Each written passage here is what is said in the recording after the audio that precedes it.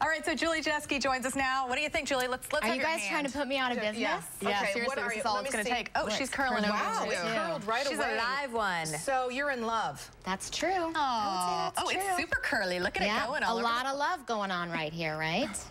So, Julie, we were talking today about power imbalances, right? So what do you mean by that exactly? Well, sometimes people hear the word power and it sounds like a negative thing. You know, you envision someone who's like a tyrant with wielding power. And that's not what I mean, but I mean who's in charge of things, who has to do everything. And if you don't have a voice in your relationship, it means you don't have power in the relationship. Well, you know, like Seinfeld in those episodes, it used to be who's got hand, like meaning who's got the upper hand. Right. Yeah. And if one person has tons of power, it can tip the relationship and make things uncomfortable. Oh, you mean it's not always that way? Right. Oh. And it's not always 50-50 either. Really? You know, some people don't want it to be 50-50. Some people are comfortable with one partner having a little more power than the other. If you're comfortable with that, it's okay. But if it's causing problems between the two of you, if someone's resentful because they have to do everything, or they're feeling left out, or they're feeling powerless, then we need to do something to kind of, it's like a teeter-totter. We need to balance it out a little bit.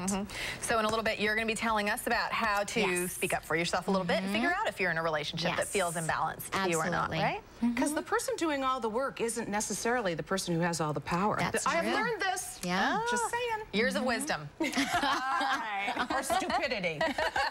Julie Jeske joins us again. Now you got a pair of pleather pants. You won't at home. see me in pleather pants anytime soon. But more power to her.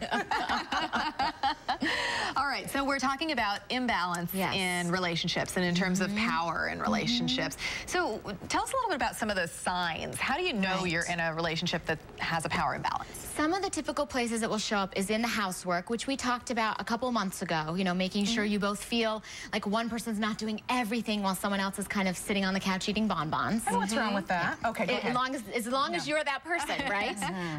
Or in sex, if one person's initiating all the time, if one person's wanting to kind of change things up all the time, and the other person's just kind of go along for the ride, things may feel a little imbalanced there. Child rearing, if one person feels like they're doing all the work, it's like any time where someone feels like they're doing all the work. And what happens is sometimes resentment. Yeah, sometimes someone wants to do the work. You know, some of us feel valued by being really efficient and being strong and independent and doing all these things. But eventually, if you start to feel burnout, if you start to feel that resentment, that's a sign that things are imbalanced. Or if you're on the other side of it and you feel like, man, I never get the opportunity to make any decisions, I never get to do anything in this relationship, then that's a sign as well. But those are hard things to correct, especially if you feel like you're, well, either side of it, honestly, but if you feel like you're being suppressed in some way, it can be hard to change that. It is. And if you're used to being suppressed, it's hard to speak up for yourself. You know, what happens is over time we start to move into, you know, melt into these roles a little bit. So if we've been doing this for a long time, the longer we do it, the more stuck in our ways we get. At its most extreme, we've got someone who's behaving like a parent and someone who's behaving like a child. So how do we get the balance of power to at least even up? Right. One person has to make that first move, and that can be really scary. Okay, this is how you do it. You know what? I'm not doing everything all over again. You're going to have to do something. Wiggling the finger is. And then how's your partner going to respond to that? Okay. Out the door, right? Or go to the bar with their friends and talk about how demanding you are. Doesn't work. So I like bending. So we bend a little bit. Right. We bend a little bit. This week, you know, if you're the person who's in control all the time, ask for help with something. Could you help me with this? Or you know, would you mind taking this on this week? And that can be hard. Relinquishing power, especially if you feel value in having all of the power, can be a really hard and brave thing for you to do. The beauty of it is, as you start to bend, your partner will start to bend with you as well. So you hope. Yes. So what happens often I see it all the time. All the time. When one person can relinquish something, because we do want to have this balance in our relationship. So when one person starts to relinquish, the other person will start to step up a little bit. If one person starts to step up a little bit, the other person will relinquish. So it takes that first step, and that's the hard part, because we all want the other person to do it first. What are the areas you said? Household chores, sex can be a problem. Anything else? Child rearing, that can be a problem. Decision making. So as simple as like, where's our next vacation, to where's our date night? Finances. I mean, a lot There's of the often balance one person of power who's is very different there.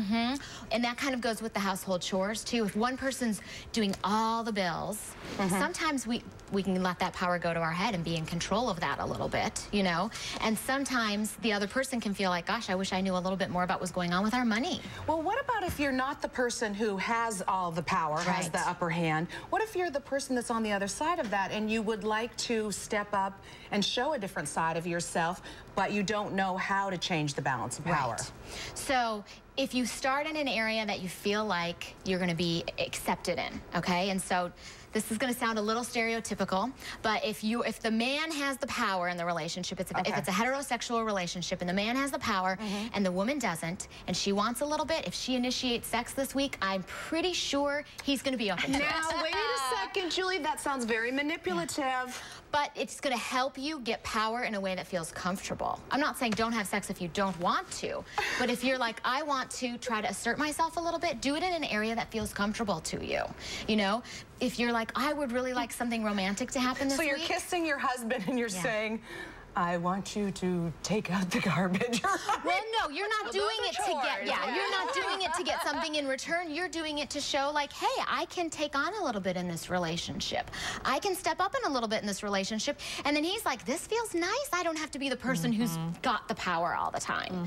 So if it's in an area you know someone's going to respond well. You know, if it's in a date night where one person makes all, you know, is always in charge of doing the date, eventually they're going to feel like, gosh, I wonder if my partner even wants to go on a date with me. So if that week you say, hey, I thought we could go on a date this night. I thought we could go here. Gotcha. It'll feel good. Okay, apparently you guys had some homework you were supposed to do. Well, we had homework last week, but you know, Jenny's doing her homework. She's off on vacation and she's off to do it. But we have homework for this week, coming up. So if you are the person who's in charge, who's feeling resentful, who's feeling like they're always in control, you need to relinquish a little bit of control this week. Nope, not doing it. So, something simple. If you don't want to give up all the bills, will you pay this one bill for me this week? Will you be, you know, will you take care of this? Will you mail this one letter, make this one phone call? Baby steps. Good advice. Very good advice, And if you're the person who doesn't get to do anything, one small thing you initiate this week, whether it's sex, whether it's a date night, whether it's let's go buy a new pillows for the couch, something small. Okay. And for more great advice from Julie, juliejeske.com. And next Wednesday, we're talking about help. My parents and my partner don't get along. Oh, my goodness. Oh, boy. Yeah. Big topic. Tune in Big for topic. that one. All right. Thank you, Julie.